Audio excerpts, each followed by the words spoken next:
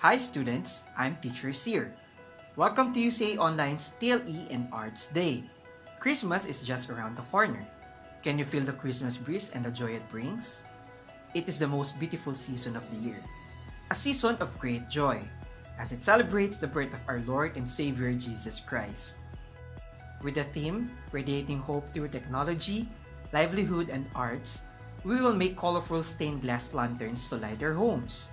How great it is to do meaningful arts and crafts! For stained glass lantern activity, you are to prepare the following materials: cellophane in red, blue, and yellow, battery-operated LED lights, 10-inch spherical Japanese paper lantern, glue, scissors, Japanese paper, and cartolina. If you're ready, let's begin! First, assemble your spherical lantern by stretching the upper and lower part on different directions. Then put the metal structures inside. Be careful not to tear apart the paper covering the lantern as you hook the lantern to the metal. Once done, get your desired pattern and your cellophane.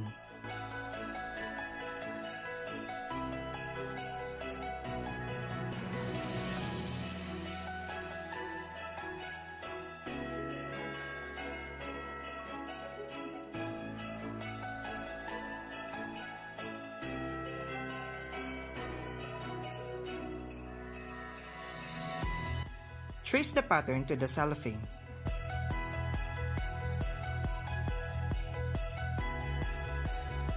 Cut out the pattern traced in the cellophane. Do the same procedure to the other cellophanes.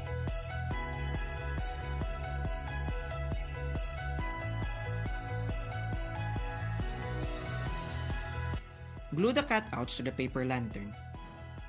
Apply only a small amount of glue to avoid damaging the paper lantern.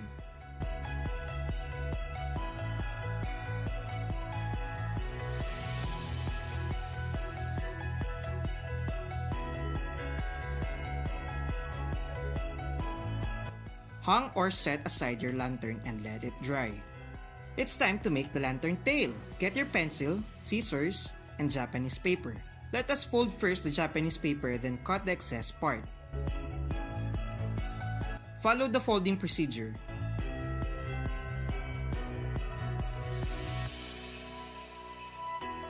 Draw your desired pattern using a pencil, then cut it out.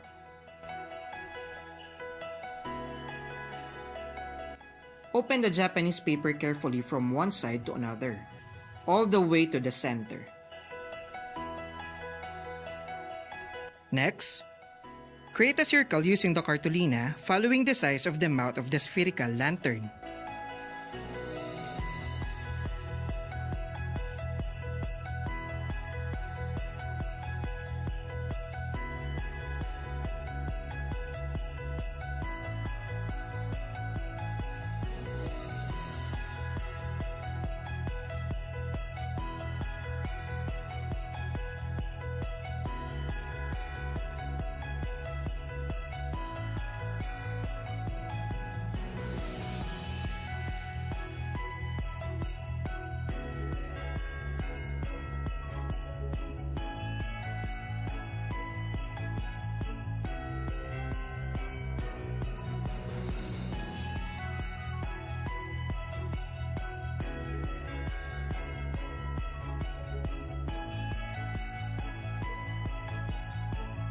Then, get your glue and paste the lantern tail to the lower part of the spherical lantern.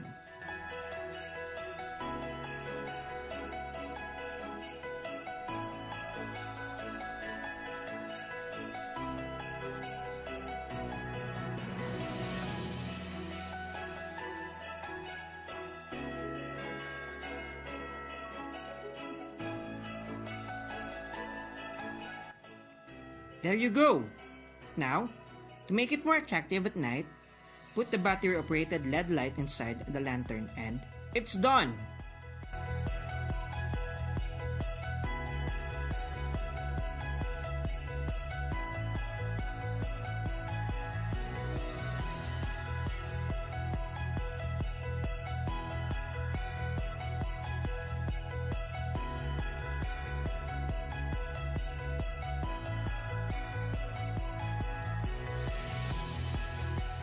Good job, students!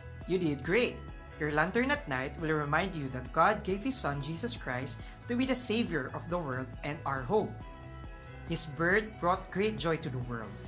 Let the light and hope, who is Jesus, fill our days, not just with good tidings but also with love and peace. We can truly be joyful this Christmas. No matter what may be happening, we know that we are His children. We are sons and daughters of God. It's time to look at Christmas in a new way. This is the year to invite Jesus into your hearts. You will then have a Merry Christmas. The joy and peace you will receive will last a lifetime as you look to God for all your needs.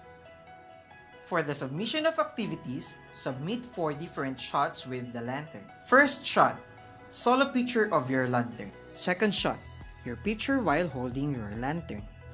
Third shot, family picture with your lantern. Fourth shot, picture of the lantern displayed at home.